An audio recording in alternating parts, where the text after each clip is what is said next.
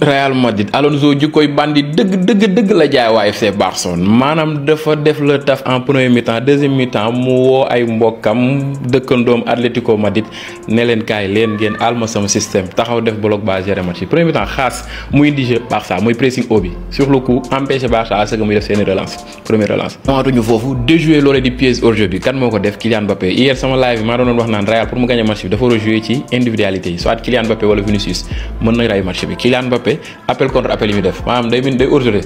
bàyyi ba kii téebal bi dem bay def action mu génnaat duggaat bu duggee ci course am lay def appel bii mu dugal c'était comme ça Kylian Mbappé mais nag Vinicius un excellent joueur bu décidé kenn du ko téye malheureusement pour FC Barcelone tey ils ont rien foutu li waral loolu mooy que non seulement ils ont raté beaucoup d'occasions mais yamaatuñu foofu y avait beaucoup de déchets techniques même Pedri sax il perdait des ballons seen leader technique bi Lamine Yamal moom man dama ko mujjee sax yërëm ndeysaan Rashford naka noonu c'était un match boo xam ne c'était très compliqué pour le FC Barcelone système moo gagné match bi tactique moo gagné match bi coaching moo gagné match félicitations à vous les merengues jaa ngeen jëf. Quel classico, quel match. Waouh. Real Madrid FC Barcelone. Match bi tenir le tous ses promesses. En tout cas, victoire du Real et 5 points d'avance sur le FC Barcelone. Victoire méritée. Tey mën nañ ne Real Madrid moo gënoon bare Barça boo seetaanee match bi nga xam ne Barça offensivement c'était faible. Barça Lamine Yamal naa si ñëw après Rashford, Ferran Torres. Donc Barça offensivement c'était très faible. Real Madrid gis nañ ne score bi mënoon na sax gën a bëri parce que Mbappé penalty et tout ça. Donc dans l'ensemble c'est une victoire très méritée du Real Madrid. Camavinga, quel joueur. C'est un moteur, il est partout, offensivement, défensivement. Camavinga mooy daw terrain bi yëpp. Il est de retour. Jude Bellingham bi ñu xamoon. Jude Bellingham bi nga xam ne da nga koy gis offensivement muy dugal ay buts, défensivement di la defal ay marquage di gérer di daw terrain bi yëpp. Jude est là, Jude est de retour. Attention.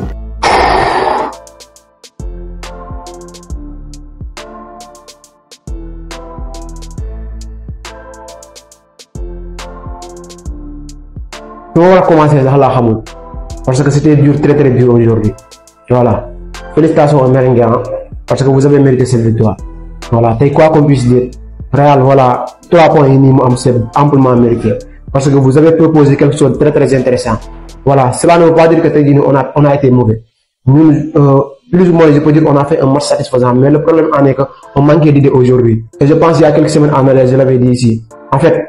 tu sens nettement que suñu dernier match yi ñu joué. En fait dernier tiers bi ça manquait d'idée, ça manquait quelqu'un boo xamante ni moom moo nekk étincelle bi quoi.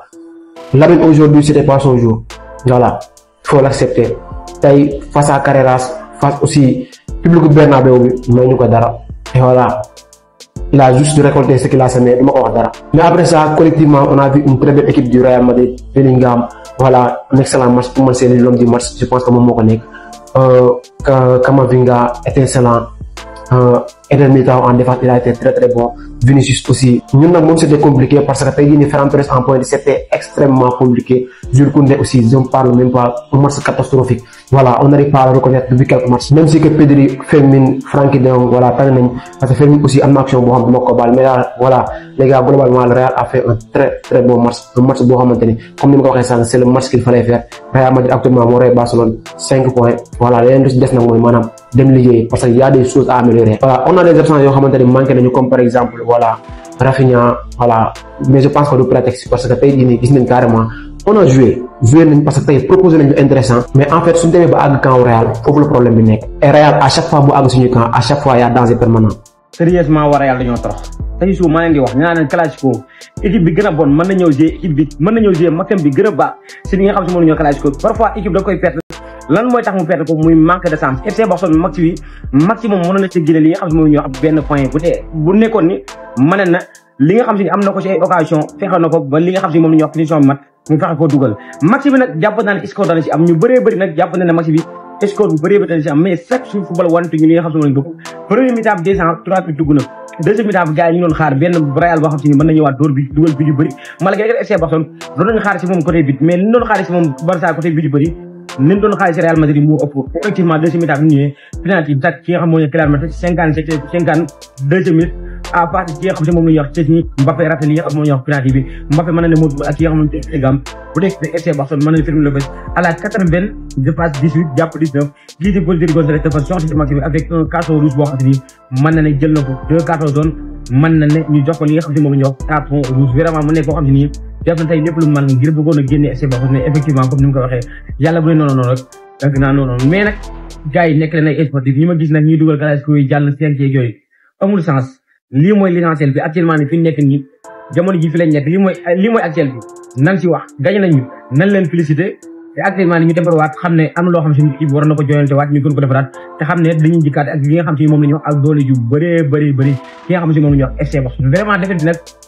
50% bétuma benn dek 50% benn 20% xaw na ma bett xaw naa am confiance kii bi li nga xam si wane na ko ci deuxième mi-temps bi mais bu ñu waxante dëgg rek bu ñu xool statistique ak FC Real Madrid ak jamono ji collectif bi nga xam ne yor na ko man dama woon Real Madrid man jëpp ma ne tey Barça tey dana war a mën a si génne maxi bi ak li nga xam si moom la ñu wax 3 points mais c'est ça rek football lii mooy football na leen publicité te encouragé li nga xam si moom la ñu def fan FC Salam parce le foot j'espère ci jàmm bu baax a baax Real Madrid FC Barcelone 10e journée de Liga match boo xam ne ça s'annonce incroyable wax ñu bëri na trastal kii bëri na mais on a eu un très bon match victoire de Real 2-1 te mënoon ëpp noonu sax parce que on a vu ñaari équipe yoo xam ne ñëw nañ pour football quoi réglantoon gis nañ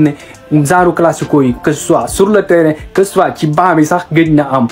Real Madrid qui a bien démarré parce que dafa am benn système bu Xabi Alonso indi mu ñëw teg 4 milieux ñu ne lan moo tax parce que ñu bëri dañoo wax Arda Güler mooy football excentré Bellingham fan lay football mais mu ñëw teg Vinicius ak kii di Mbappé comme mën naa ne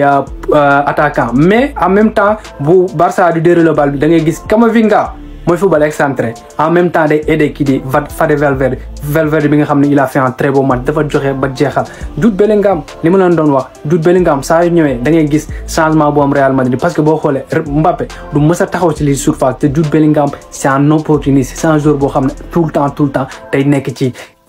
surface bi 12e minute Mbappé dugal mais hors-jeu yaa ma gën a xam parce que Mbappé il va tellement vite mais amul problème c'est moi Mbappé la passe de Bellingham loolu rek jeexal na match bi c'est juste exceptionnel parce que loolu lañu mën a attirer mais foofu nag Flick dafa def erreur Flick dafa dëgër bopp parce que à chaque fois mënuma gis ngay en force Eric Garcia ak kii di Pau Cubarsí ñaari défenseurs dañoo nooy parce que boo xoolee mën naa ni biu Bellingham bi sax lan moo ko indi parce que Cubarsí ngi tëb mais boo tëbee leel góorgóorlu tuuti parce que yenn mooy loolu Eric Garcia aussi qui fait un penalty Mbappé door ko mais Chesney aussi tey moom il s'est bien géré mais avant loolu kii di Fermin Lopez dugal parce que Barça aussi amoon occasion mais Barça tamit jéemul dara tey parce que position stérile ñu yore dañuy ñëw parce que Real Madrid taxoon te Real Madrid du ma ne ils sont très bons de parce que Barça boo xam ne jeu bi dafa des lu bëri parce que y'a Rafinha qui manque y'a ñeneen ak ñeneen mais attaquant yi aussi jéemul dara Ferran Torres 0 attaque bi Barça day yore balle de gauche à droite 4 Real Madrid ne ma lan su ma amee contre dama lay rey parce que Vinicius qui a fait un très beau match parce que Vinicius sax am na lu mu war a wax ci moom tey moom laa jox dëgg moo gën a bëri problème mais tey moom laa jox dëgg mënu ma comprendre Vinicius à chaque fois bu defee match coach bi toogal ko fan la ko teg c'est le coach oui mais du benn yoon Vinicius moo waroon génn bien vrai que Rodrigo war na footballer et tout mais Vinicius à n'importe quel moment warul génn terrain parce que c'était son meilleur match c'était le meilleur joueur de Real Madrid avec ki nga xam ne mooy Jude Bellingham ci terrain bi Camavinga mais waruloon toog ñu toogal ko mu dem Versailles nangu naa erreur boobu waru ko def mais xam nga rek boo yàggee di mer wala nga yàggee indi boucan bés boo amee dëgg sax gars yi dañuy wax ne non amoo dëgg mais daal Real a fait l'essentiel en plus bi ñu demee ba 2-1 Real waroon na ëpp sax bii mais dafa mel ni Real à chaque fois su xawee man Barça du ko wan parce que Barça bu fekkee dafa mën Real 1 2 3 4 ba 5 mën na ko dóor mais benn instant aussi seulement la victoire en plus yaa ngi ci début de saison 10e journée première classico de kii di Xabi Alonso là ils se sont mis bien dóor kii di Barcelone mi nga xam ne daaw 4 classico yëpp daf la dóoroon là ils sont repartis 5 points d'avance en championnat. Quel classico les gars, quel match quand même, vraiment victoire méritée, rien à dire pour les merengues. Mais attention, pour man tey vraiment Real waroon na def plus.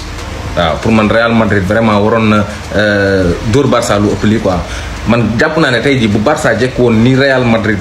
jekkoo ni Barça tey bu doon contraire la man pour man score bi ci lay ëppee quoi man j'ai vu que un Real Madrid qui se doute toujours quoi maanaam dafa am doute toujours di jouer ak maanaam Barça quoi man xaw ma nu demee noonu nag même sax même côté défensif bi sax pour man dafa teel quoi parce que 2-1 nga mu ne 2-1 pour man waroo fa vraiment teel a reculer quoi gars yi xaw ma ndax nag seen avis man c'est mon humble avis quoi mais man jàpp naa ne dafa teel a défendre parce que 2-1 du score Koundé bu dugaloon loolu rek nga yàqu waaw donc mu ngi noonu quoi man loolu laa jàpp mais quand même on a vu un grand Real mais aussi un grand Barça deuxième mi-temps les gars malgré ces difficultés toutes ces années passées xam nga mais on voit toujours cette équipe là en train de produire li nga xamante ne moom mooy le beau jeu franchement parler donc man je dirais chapeau à eux quoi. waaw mu ngi noonu quoi équipe la Barça vraiment ils ont bien joué mais tey dafa nekkul woon li nga xam moom mooy seen bés mais encore une fois félicitations les merengues bëgg sama gars yi. Terminé, victoire du Real Madrid 2-1 contre l'FC Barcelone. Avant de commencer, j'aimerais dire un mot aux supporters du Real. Félicitations à vous pour cette victoire. Pour Catalan, c'est vrai, Clasico c'est un match très spécial. On a gagné nak muy neex tay perte nañ ko té ça ne sera pas la dernière fois aussi ñu koy perte. Dinañ ko pertaat comme dinañ ko gagné waat donc mënu ci ñak. C'est comme ça le football. Tay day neex, suba du neex. Et vous êtes très bien placé pour xam loolu. Yagul dara Barça dominé won na fi Real 4 matchs Real mënu am ci mom victoire. Donc ñun tay tamit bu ñu amé défaite lenn lañ mën moy muñ. Aussi dara xewagul ñu ngi 10e journée championnat la Liga championnat bi jeexagul championnat bi demagul fenn gudd na tey nag il suffit de voir les chiffres pour xam ne y a une chose qui cloche y a une chose qui n'a pas marché. On a dominé tout le match 69% de possession contre 31 pour Real Madrid tey ñu ngi doon dominer ñu ngi doon football mais on n'arrivait pas à trouver des occasions franches am nañ ci quelques mais par rapport à Real Madrid tey Real Madrid 10 tirs cadrés Barcelone 6 tirs cadrés et quelques occasions franches ñu am profité wuñ ci benn bi mooy bu Fermín López bi beneen bi aussi bu Jules Koundé boobu muy wàccee bal bi di ëpp Courtois di ko jël tey ji ce qui nous a manqué mooy la magie de ce gars tey on a vu un Lamine Yamal un peu trop simple suñu Yamal bi doon percuté gisuñu Yamal bi doon tendre dribble jaxase défense bi tey gisuñu Lamine Yamal boobu noonu ay quelques actions yu mu tenté mais c'était pas suffisant fait bi nag nekkul de sa faute non Rashford Ferran Torres ils n'ont pas fait un meilleur match que Lamine Yamal mais un joueur comme Lamine Yamal li ñuy xaar si moom romb na lii li ñuy xaar si moom ëpp na lii surtout genre match yi surtout match yu mag yi nii yeneen joueurs yi def benn moom ñaar la def wala ñett statut am nag moo toll foofu noonu on a perdu nag un match très important si course au titre bi mais ni ma leen ko waxee rek jeexagul saison bi gudd na des na encore une fois des matchs 10e journée kese la ñu nekk actuellement il faut oublier cette défaite xool li doxul ñu changer ko et essayer dem remonter ji Real ci classement Liga bi donc Visca Barça Visca Catalunya vamos. Quel match les gars quel classico wop gars yi neexul ba neexul perdre nañ match bi mais vrai sens classico bi taxoon ñuy wax gis nañ ko tey jii si match bi. voilà victoire du Real Madrid 2-1 si match bu nga xam ne mën naa ne première mi-temps bi liñ jee ñun FC Barcelone dara moo si baaxul Real Madrid c'est le profito pressing bu ñu doon ñu def ak maanaam domination bi nga xam ne amoon na ci première mi-temps bi tegal ñu lu metti dugal 2 bi après si lañ amee benn bi doon am yaakaar que ne mën nañ ñëwaat ci match bi mais gis ngeen nu mujjee donte ne deuxième mi-temps bi def nañ deuxième mi-temps bu baax vraiment mais maanaam bii dugal moom moo ñu xawoon të parce que Real Madrid ko gis tey xam ne équipe bi défensivement dañoo costaud ba pare aussi si ay contre yi nga xam ne ñoo ngi doon ko am ak seen ni ñu doon génnee bali vraiment faciloon na si ñoom trop mu nekk match bu nga xam ne tey moom vraiment dañoo jeeg tey moom Real Madrid daf ñoo gën a pare fépp donte deuxième mi-temps bi def nañ deuxième mi-temps bu baax